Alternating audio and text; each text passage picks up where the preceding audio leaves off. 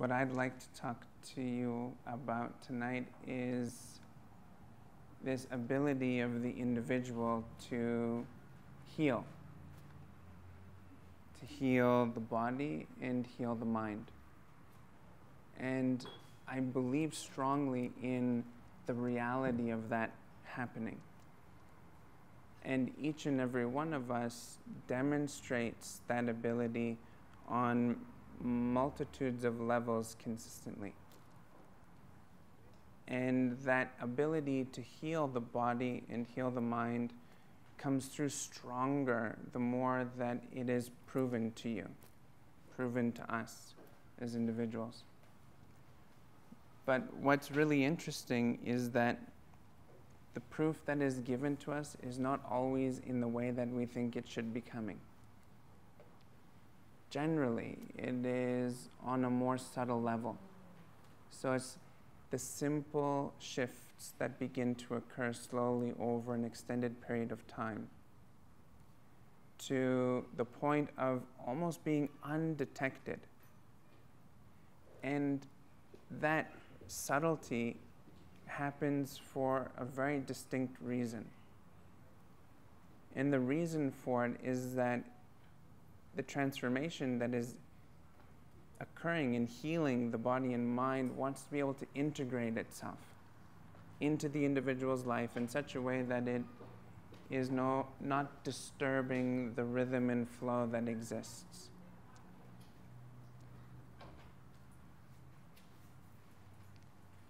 So to be proven that something is working, it takes an element of listening and remembering that, oh yeah, last week I remember when that happened. It was quite amazing and I feel different. So this idea of listening is listening to the subtleties of your experience on a daily basis, going beyond what your thinking mind is producing and getting to a more subtle experience of intelligence and wisdom. And from that place, recognizing that something has occurred. The remembering part is actually important and not easy because we forget very quickly when something significant happens, even if it is quite large and shiny. So this process of remembering allows you to connect and reconnect to the tissue of the body and its function of maintaining or holding a very specific pattern for you to experience.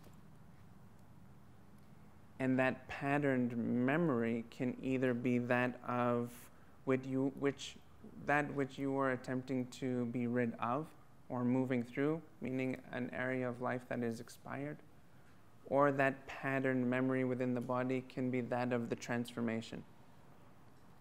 This moment that you said, ah, yes, it's actually working. But in the beginning stages of this transformation, the mind's concentration and attention isn't actually that strong yet. It's like a child or even an infant at some stages. So it takes patience and conscious effort to bring your attention to that which is transforming and growing. Or else the individual will easily slip back into the habitual pattern that is strong. So it's important that we understand that this is a conscious activity. It's not an unconscious activity. It's not a subconscious activity, even though there are many wonders that are occurring within the subconscious, within the practice of yoga. But what we're looking for is the conscious experience of our practice. which if there was a 50-50 deal, that 50%, which is our deal, is our conscious attention to recognize the transformation as it is occurring. The other 50% is your personal practice, whatever that may be. When you commit to a practice, the work begins to unwind, to strengthen, to develop, to direct. And the more attention, concentration, awareness you give, the stronger it becomes.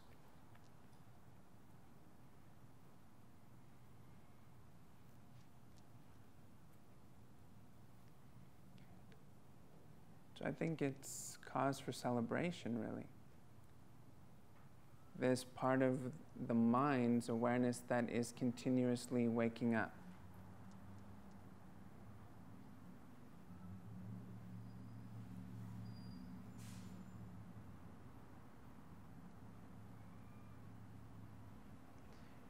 What's really amazing is that the power of the numbers belongs to the power of the individual. So when you start to look at collective consciousness or mass movement in a positive direction, it comes down to individuals, which then stimulate a collective, not a collective that stimulates an individual. Which means that your personal work that you are developing within your own body and mind is exactly the piece of work that needs to occur in order for a massive shift to happen within our community, both locally and also globally. And you see all kinds of things all of the time on the news and on YouTube, and they're speaking to action, to becoming an activist, in a sense, joining the revolution. And maybe you are one of those people that you've dedicated your life service to that external expression of the group. But maybe you are one that it doesn't actually fit in that way. And that's real, and you should honor that, and it's actually okay, because potentially your job is that of the internal activist. There's a whole world inside that you see constantly, that you live with.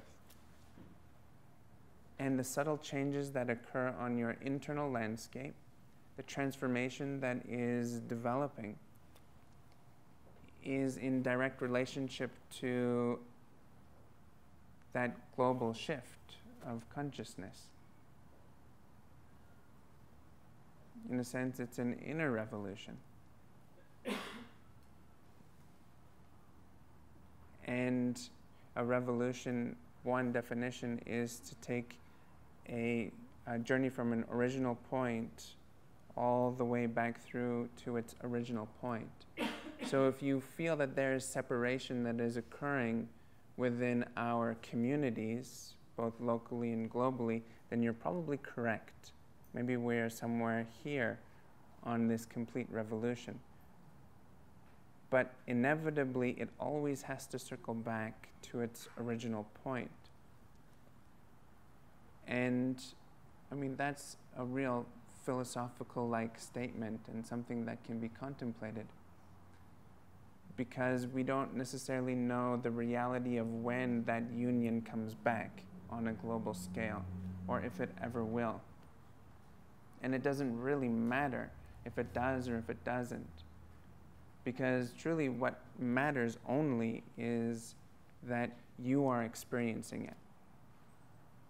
So if you can make the journey from here all the way through your experience back to an original point, an origin, a place that you call home inside yourself, then you've done it. This is now thousands of years of people, sages, yogis, wise people from every single country promoting that exact piece of information. You can do it. Not only can you do it, but you must do it in order for anyone else to be able to achieve that. Anyone else meaning people starving, people homeless, people getting abused and beaten, is all hinging on our ability to come back to a place of center and origin. And that's transformation. And I strongly, but not only me, but many people strongly believe in the power of this individual, because this is all we have. We are one, yes, but you are also completely by yourself. And that is a huge reality. And that reality needs to be fostered.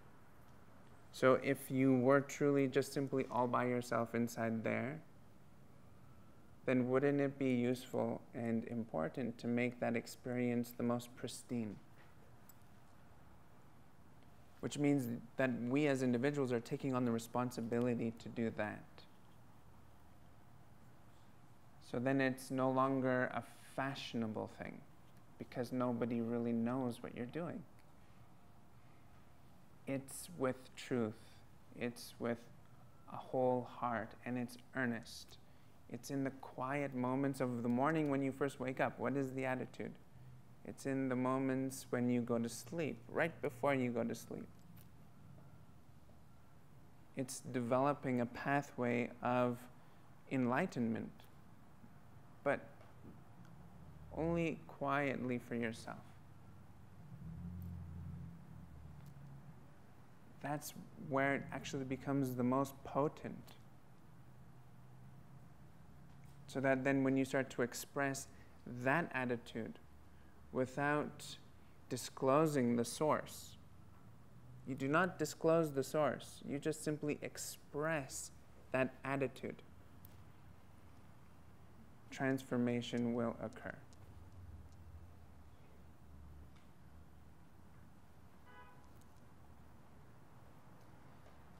Within this particular practice, and in many practices, the focus on the body, the breath, the mind, and stillness.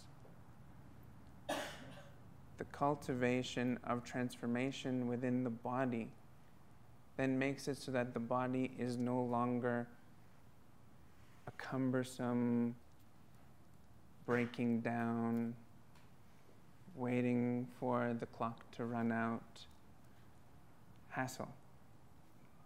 The body transforms into a temple, into an instrument that is communicating all of our life's experiences.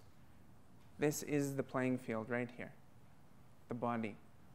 Nothing exists without moving through the body to this inner place, or from this inner place through the body to this outer space.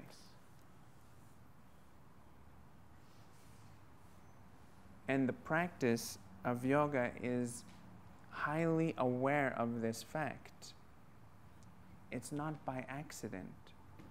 It is actually on purpose, which is important to note, that there is actually an intelligence that is consciously thinking through postures, sequences, breathing techniques, meditation, to develop and enhance this body's ability to become this instrument and temple. The breath is life. This is simple. Without breath, there is no life. Therefore, breath equals life. Life in its entirety. The significance of that is huge.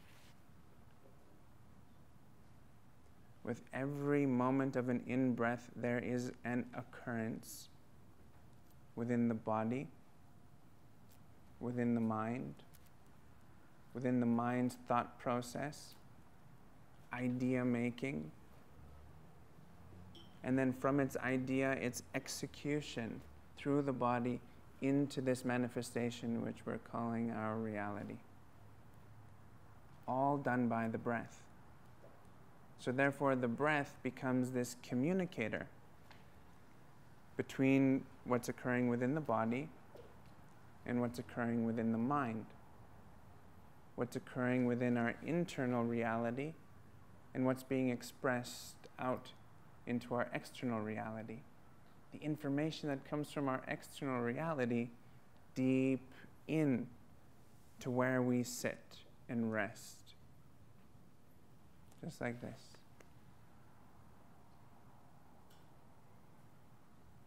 Using the body, the breath, and the mind to orchestrate a poetic expression which we call life. So the mind is the engine which is producing these experiences, states of experience that we call our mind. States of experience that then manifest as our physical realities, our perceptions of how we see and how we are, who we are within these moments as they're occurring.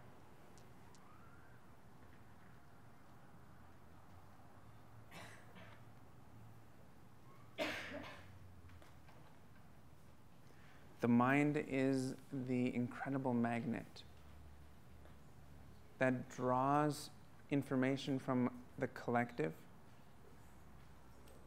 that draws information from the pattern that the body is holding, and listens to the explicit instruction that exists within the rhythm and vibration of the breath. So it's simply listening and remembering and then acting from that place. So you should not ever wonder why it is happening, because you are the one that is sitting like this, deep inside yourself, and watching it all happen. There is no mystery.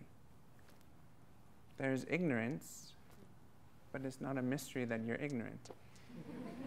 You just don't know, and that's okay. Who wants to know everything anyways? But to be okay with the fact that you don't know means that you have to be okay with the fact that it is happening, and it is happening like this because you're seeing it in a very specific way. You're breathing with it. Your body is holding a pattern that is fixed for it to occur. If you do not like this reality that you have, then you must fess up your 50% of this relationship and decide that it's time. It is time. So that then the next time you practice and you get the gift of balance, you remember, you listen closely to the sensation, the message that exists within that sensation, the rhythm of the breath at the time, the state of your mind when you're in that balance.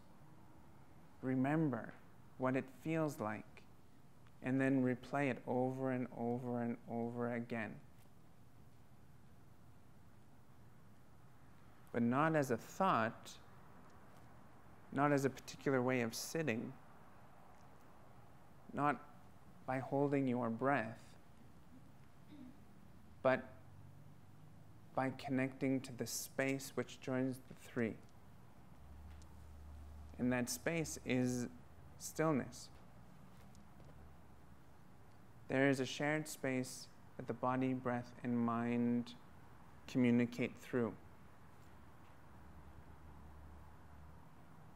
And that is what is revealed to you every single time you do your practice, no matter what practice it is.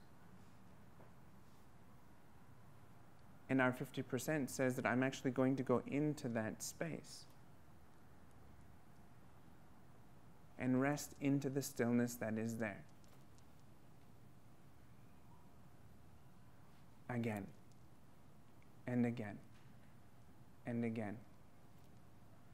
And there's no excuse that is good enough. There is no reason that is strong enough not to go into that space of stillness. Why? Because that's where you are. And this is what you're constantly asking for all day long.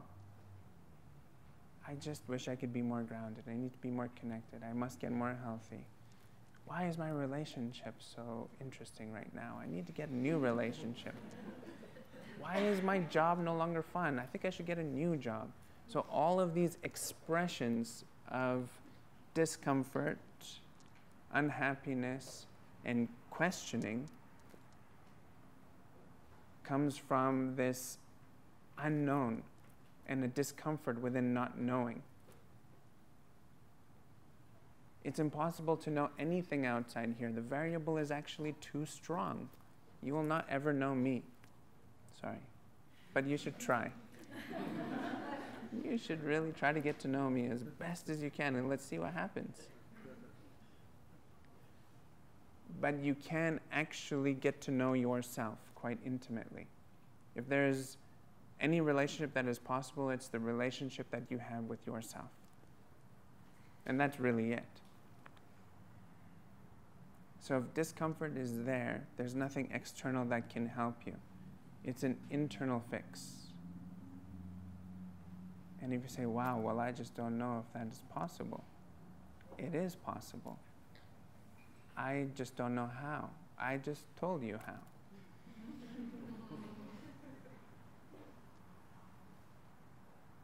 But that which I just told you doesn't have to be taken word for word. This is not a conversation that is literal. In this conversation, 1 + 1 = 3. Which means your logical mind cannot understand how this should be done. It's not for the logic of your mind.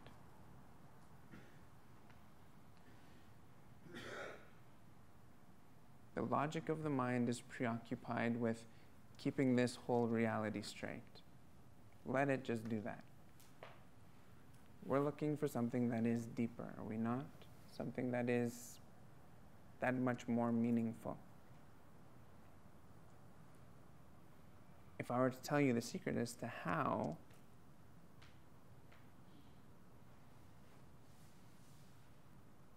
then I hope we're listening. The secret is balance.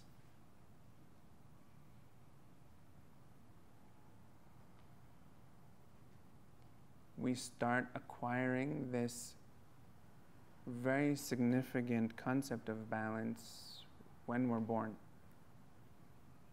This is actually our #1 pursuit from the moment we come out of the womb. Balance emotionally, being close to your mom. Balance physically, getting the nutrients that you need. Balance mentally, having exposure to positive individuals within the room, cooing and cawing all over you. And it continues. Balancing on your hands and knees, balancing on your feet, balancing your emotions in the midst of a temper tantrum. Goes on and on and on from there. So the balance is expressed within the body, the breath, and the mind. It actually is what is existing within the stillness. It exists there, balance. You can acquire it now, and again, and again, and again. from balance begins to emerge harmony.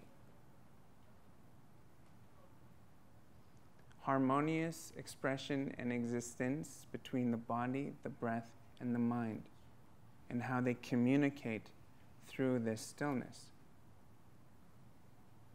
From there begins to express a purity, the pure expression of what is wishing to be said. From this place where you're sitting and observing the whole thing. From this place of purity comes wisdom. The wisdom to understand that 1 + 1 = 3. That this is not a place for the intellect. That this is a place of deep sensory experience that is communicating. So imagine that we gain more information from the body than we do from the brain. The brain is not the hub of our engagement within our reality. It's actually the body, which is communicating through the nervous system up into the brain. Check it out. Science says so. More and more. From this wisdom comes an opening. And this opening is where 1 + 1 = 3 = 2 occurs. This is called intelligence. The intelligence that sees the logic of the intellect, but also sees the value of wisdom, puts the two together to say that this is true intelligence. The intelligence not to react, the intelligence to simply respond. The intelligence not to just follow the senses around like a puppy dog and do whatever the senses say, but to simply be within the moments as they're occurring and listen deeply and remember that which you feel, that which you see, that which you hear, that which you smell, that which you taste. Your taste buds are not only for eating. Your smell is not only for smelling flowers. They're a part of an intricate expression that we call balance. So from this developing intelligence comes a joy, a deep joy that you could even call bliss. It's another layer of this space of stillness that you find within this combination of body, breath, mind. The joy, this blissful-like experience, is the reality that I don't need to know. I don't need to know. I'm just simply here. And I will find out when I'm ready to find out. But I am listening. And once we turn the switch to, in fact, I am now listening, I am not trying to forget or falling asleep, everything begins to change. That list that we just went through, from balance to joy, are definitions and expressions of what sattva is. The sattvic state of mind is one which is calm and relaxed. The calm and relaxed mind is one that can see clearly. Without clarity, you can't see. If you can't see, then you get scared, understandably.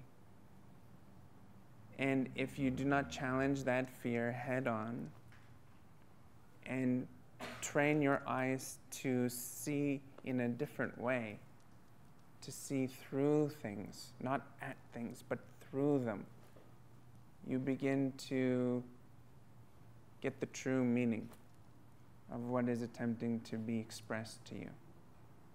There's a reason why you're here. I think that that is something that's been said for a long time, but most of us don't fully understand what it means. And again, we don't have to, but we just have to listen. There's a reason why you're here. Everything happens for a reason. Everything happens for a reason. There's no mystery. The mystery is that you don't know.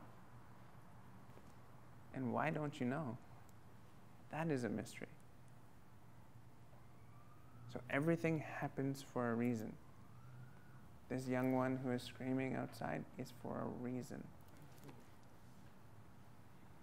It's all for a reason.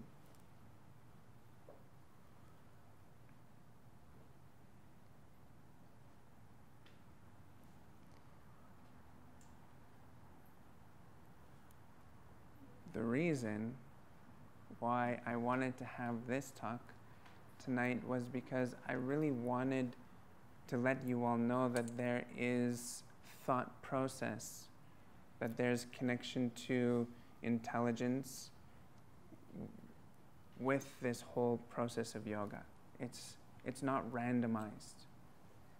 It's not just because the posture looked cool that someone put it there. It's designed to speak directly to this temple of the body, this life giver of breath, and this incredible magnetic mind.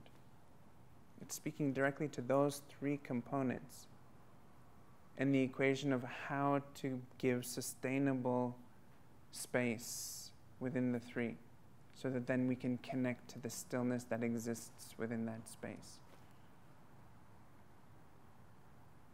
So there is intelligence that is there too. And I really want all of you to be able to take confidence in that fact. That all of the little hiccups and isms that occur within your life are not that big of a deal. And the fact that you have a practice inside of you that you connect with and you're grounding into it means that your feet become heavy on your personal path of growth and development, transformation. And the more you can commit to yourself within that path, the stronger it will become.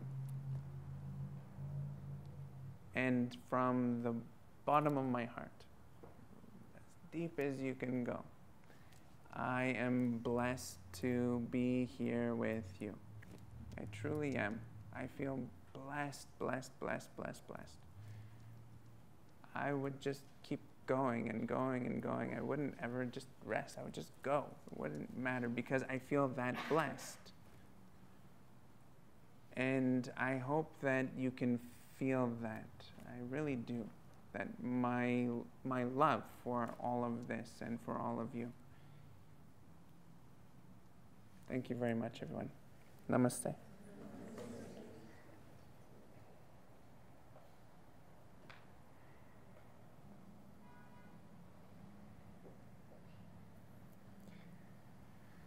So again, if we could please just close our eyes and become settled.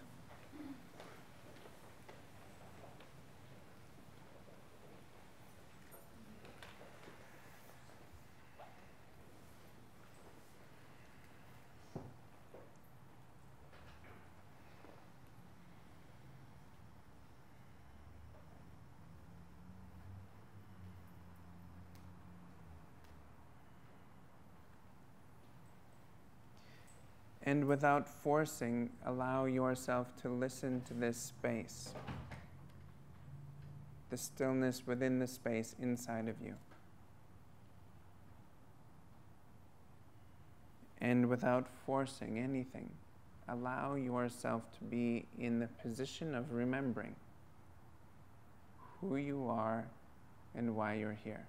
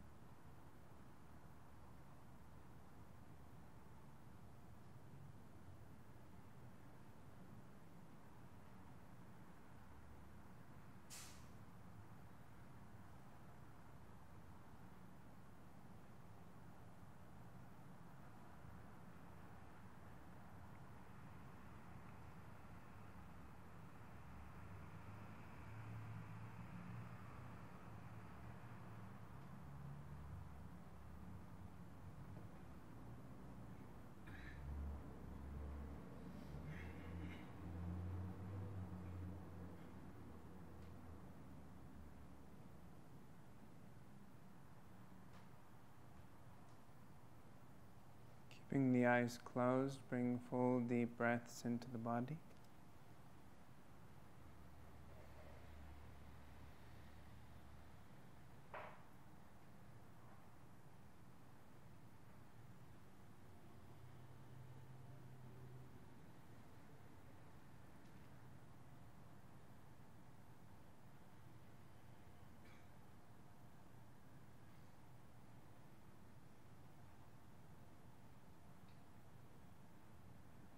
Keeping the eyes closed, soften your gaze as though you are seeing for the first time.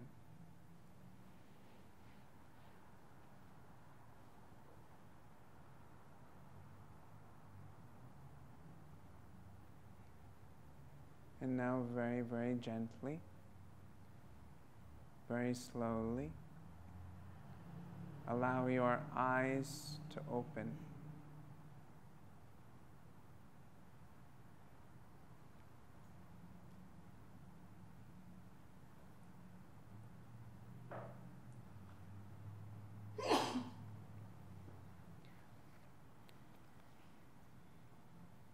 This is good. So, did you feel it? We made the transition into the Sattva School of Yoga. Here we go.